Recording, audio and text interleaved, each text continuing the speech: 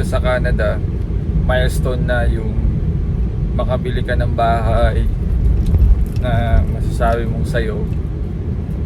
Kaya sa video na to, pag-usapan natin yung hidden expenses sa pagbili ng bahay na hindi natin alam upfront, meaning akala natin mortgage payment lang ang babayaran natin once we own property o yung residential property natin. Tapos didiscuss din natin kung ano-ano yung mga requirements tsaka yung mga cash na kailangan mong ihanda sa pagbili ng bahay, pati yung requirements mo para maging qualified homeowner. Ang unang requirements, kailangan yung pre-approval. Makukuha mo yan sa bank. Sa bangko pupunta ka, tapos mag-a-apply ka ng pre-approval. Ibig sabihin nun sabihin mo sa kanila interesado kang bumili ng property, tapos tatanungin sa'yo kung magkano yung property na gusto mong bilhin. So ang gagawin mo doon, mag-estimate ka. Let's say sa market ngayon 450,000 yung sabihin mo na okay na. Hindi ito sa Toronto or dito sa mga big city. Usually ito yung mga malayo sa big city, malayo sa sentro. Kaya makakabili ka pa ng mga ganyang halagang bahay. Tsaka yung maliliit na city, yung hindi masyadong sikat o yung hindi industrialized na city, makakuha ka ng mga ganong presyo. Meron ding 250, 300 plus sa iba pang mga probinsya. I-assess ka ng bangko. Magkakaroon ng stress test. Ang ibig sabihin noon ay titingnan nila yung debt to income ratio nyo. Ibig sabihin yung utang mo versus sa income mo o yung asset na meron ka. Sama na din yung salary, kung meron ka bang iba pang asset tulad ng stocks, kung may utang ka ba sa credit card. Usually pagka may utang ka sa credit card, pagka time na ng umaga yung aprubahan ka na para sa pwede ka nang bumili ng house, kailangan bayaran mo yung credit card pagka kulang yung income mo. Negative ka pa rin pagdating sa debt to income ratio. So nire-require nila na magbayad o pay in full yung credit card. Tapos pagpasok ka sa pumasa ka sa pre-approval, ang ipe-prepare mo dyan yung down payment mo. Usually 5% pwede na. So kung let's say 500,000 yung bahay na nakita mo, example lang po, so kailangan mo maghanda ng 25,000 para sa down payment. Itong 25,000 Canadian dollars, out of the pocket mo yan, hindi yan yung manggagaling sa bangko. Kaya dapat pag confirm ka na gusto mo nang bumili ng bahay, dapat may down payment ka at yung isa pang fees o cash na kailangan mo idagdag sa pagbili ng bahay. Dito na papasok yung mga hidden fees and expenses na kung hindi mo alam, mabibigla ka at ang mangyayari ay masyashort ka na wala kang pambayad. Ito na po yung mga una, yung lawyer's fee. May technique ako na isasuggest sa inyo. Kung kayo po ang bibili ng property, pwede niyo yung i-negotiate sa seller na sila na magbayad ng closing fee. So sa sitwasyon namin dati nung bumili kami ng bahay, dahil nga po wala kaming ganun extra cash. At hindi namin lately lang namin nalaman na kailangan pa pala ng mga closing fee. Nalaman namin yun sa bangko. Yung closing fees ay iba't iba po, no? Lawyer fees, meron ka pang babayaran ng mga property tax na nabayaran na nung seller sa taon na yon. Tapos yung utility tax, pag nasa Quebec ka, yung I'm not sure kung yung welcome tax. Ang welcome tax kasama, ikaw lang ang magbabayad nun sa Quebec. Tapos yun yung mga fees na kailangan mong i-consider sa pag yung para i-close mo yung yung pagbili ng property mo. Tapos hindi natatapos dun yung yung expenses after mong bumili ng bahay. So na-cover mo na yung down payment, yung 5%. O pwede po palang 20%. Ang kagandahan naman ng 20%, hindi ka na magbabayad ng insurance ng mortgage. Meaning, yung insurance ng mortgage ay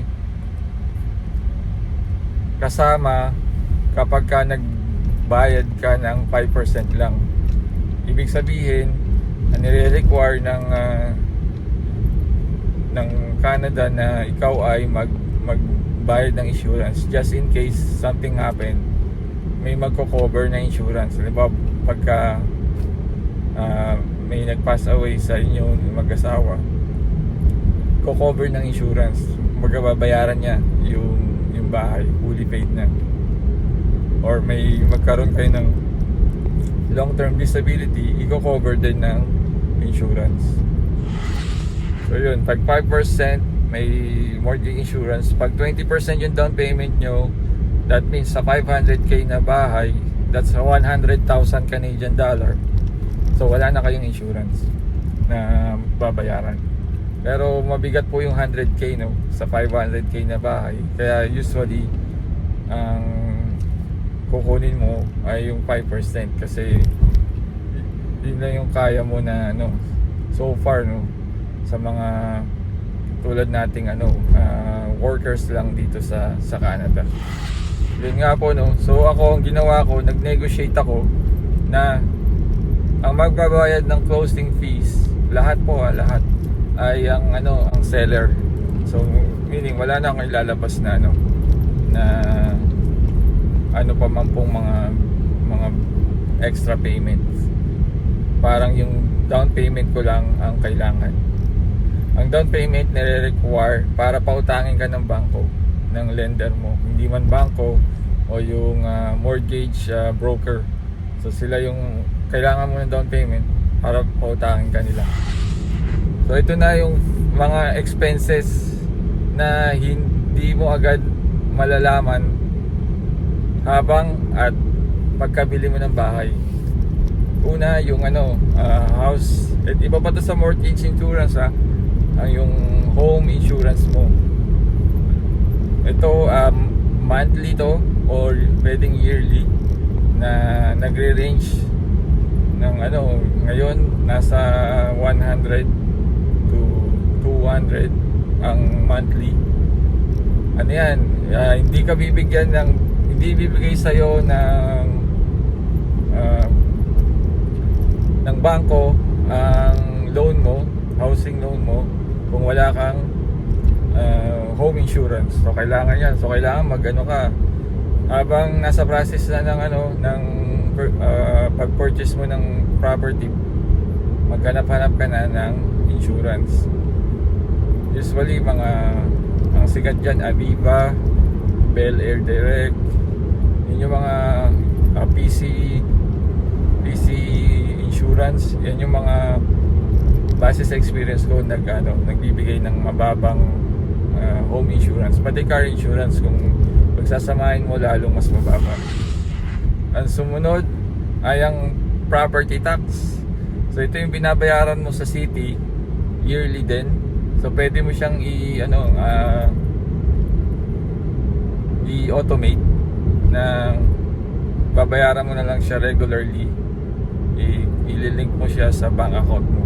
So hindi namin alam to noon. Kasi kalimitan So aminin na natin, pagka bibili ka ng bahay sa Canada o sa US man, ang iniisip mo lang mortgage, pero hindi, may mga ibang expenses pa na hindi natin alam, nalalaman lang natin. So syempre pag tayo nag-budget, let's say, nagre-renta ako ngayon, ang bayad ko let's say 1,500 Canadian dollars. Tas ito pagka bumili ako ng bahay, ang monthly ko 1,200 lang.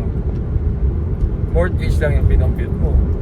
Hindi mo pa kinalculate yung property tax, yung insurance, at yung pangalawa yung utility tax. Tapos sometimes sa Quebec may school tax pa. Tapos yung one-time payment na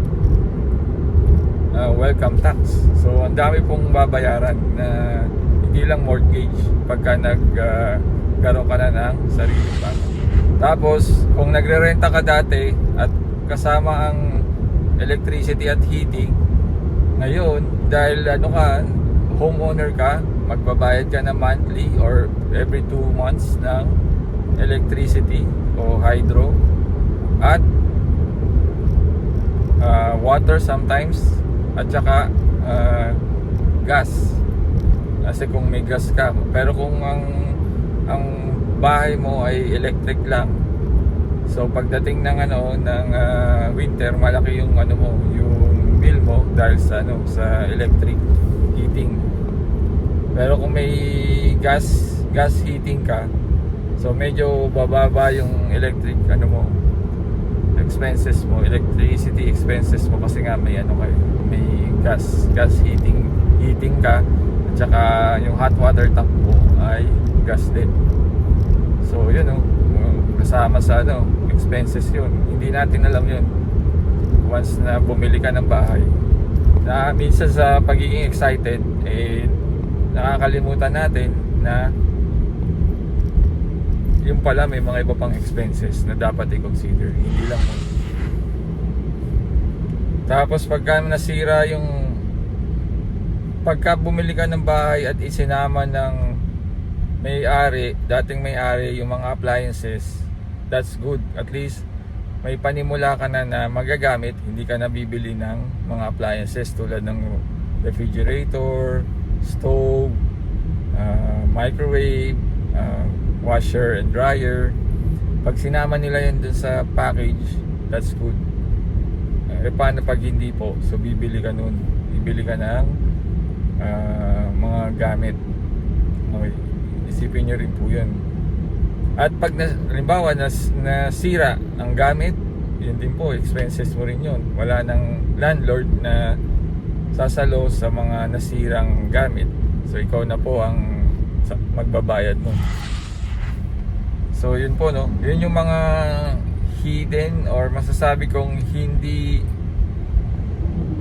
naka-expose para sa first time home buyer dito sa Canada at sa US, na marami kang bayarin, hindi lang mortgage. So lagi nating tandaan na wag nating i-calculate lang o ikumpara yung renta na binabayaran natin ngayon kumpara sa mortgage na babayaran mo. I-consider mo rin yung mga expenses na nasabi natin, kasi nga malaki pong impact sa financial niyo po.